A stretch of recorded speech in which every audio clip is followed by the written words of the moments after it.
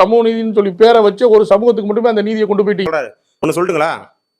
கடந்த 10 வருஷத்துல 300க்கும் மேற்பட்ட ஜாதிய ஆணவ படுகொலைகள் நடந்திருக்கு.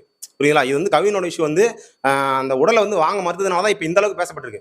இங்க வந்து ஜாதி ஆணவ படுகொலைகள் 300 நடந்திருக்கு. கரெக்டா சொல்லணும்னா 300 நடந்திருக்கு. நீங்க வந்து கூகுள்ல போட்டு பாருங்க. லாஸ்ட் 10 இயர்ஸ் 10 இயர்ஸ்னா அதிகமா வரும். நான் வந்து ஒரு குறிப்பிட்ட இயர்ஸ் மட்டும் தான் போட்டு பார்த்தேன். அந்த 300 ஆணவ படுகொலைகள்ல 229 பேருக்கு வந்து நீதியே கிடைக்கல. நீதி கிடைக்கல என்ன நினைச்சிட்டீங்க?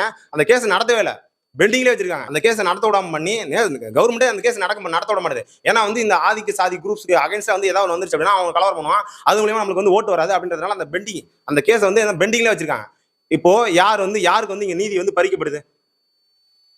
தாழ்த்தப்பட்ட சமூக மக்களுக்கு தானே. தாழ்த்தப்பட்ட சமூக மக்கள் தான் இங்க வந்து நீதி இல்லாம போராடி இருக்காங்க. 300 பேர்ல வெறும் 229 பேர், அதாவது 4% கூட நீதி கிடைக்கல அந்த மக்களுக்கு, தாழ்த்தப்பட்ட சமூக மக்களுக்கு. அப்படிங்கிறப்ப இங்க எப்படி ஈஸியா சொல்லிட்டு போறாரு, ஒரு ஸ்டேட்மெண்ட் வச்சு போறாரு. நெட்ல பார்த்தா தான் தெரியும். படிச்சிருந்தா தான் சர்ச் பண்ணி பாருங்க, போய் நெட்ல போட்டு